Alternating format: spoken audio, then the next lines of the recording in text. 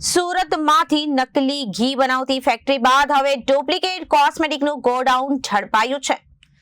Zone 1 LCB અને પૂણા પોલીસે પૂણા વિસ્તારમાં ગોડાઉનમાં આજે દરોડો પાડીને 11.78 લાખનો ડુપ્લિકેટ ચીજવસ્તુઓનો જથ્થો ઝડપ્યો છે.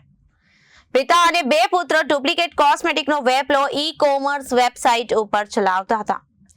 આરોપીઓ કોસ્મેટિક ચીજ વસ્તુઓની રો મટીરીયલમાં સસ્તામાં બહારથી લાવી અલગ અલગ કંપનીઓના નામવાળા સ્ટીકરો લગાવી નાની મોટી બોટલોમાં ભરી વધુ પૈસામાં વેચાણ કરતા હતા. જોકે પોલીસે આરોપીઓને પકડી પાડી કાયદેસરની કાર્યવાહી હાથ ધરી છે. ઝોન 1 એલસીબી અને પૂણા પોલીસે પૂણા વિસ્તારમાં ગોડાઉનમાં આજે દરોડો પાડીને 11.78 લાખનો ડુપ્લિકેટ ચીજ વસ્તુઓનો જથ્થો જપ્ત કર્યો છે. પિતા અને બે પુત્રો ડુપ્લિકેટ કોસ્મેટિકનો વેપલો ઈ-કોમર્સ વેબસાઇટ ઉપર ચલાવતા હતા. આરોપીઓ કોસ્મેટિક ચીજ વસ્તુઓનું રો મટીરીયલ સસ્તામાં બહારથી લાવી અલગ અલગ કંપનીઓમાં નામવાળા સ્ટીકરો લગાવીને નાની મોટી બોટલોમાં ભરી વધુ પૈસાની વેચાણ કરતા હતા. પોલીસે પિતા બાબુભાઈ ઉકાભાઈ ચૌહાણ અને નીરલ બાબુ ચૌહાણ અને સિદ્ધાર્થ બાબુ ચૌહાણની ધરપકડ કરી 25,000ના કમ્પ્યુટર અને પ્રિન્ટર જપ્ત કર્યા છે.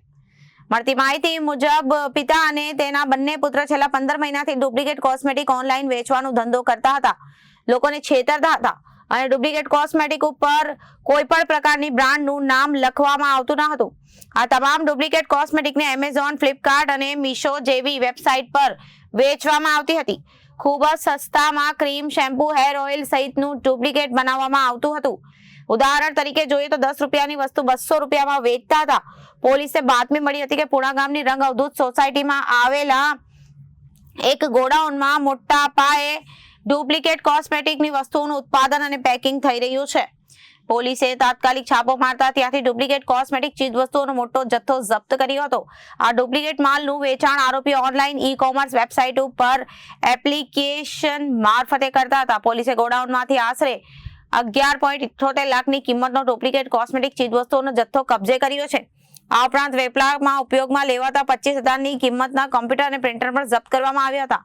આ સમગ્ર વેપલો ઉત્તરાણ વિસ્તારમાં આવેલી માધવ પાર્ક સોસાયટીમાં રહેતા એક પરિવાર દ્વારા ચલાવવામાં આવતો હતો. પોલીસે આ મામલે પિતા બાબુભાઈ ઉકાભાઈ ચૌહાણ અને તેમના બંને પુત્રો નીરલ બાબુભાઈ અને સિદ્ધાર્થ બાબુભાઈ ચૌહાણની ધરપકડ કરી કાયદેસરની કાર્યવાહી હાથ ધરી છે. Reporter Arvind Rathod, Janadesh news, Surat.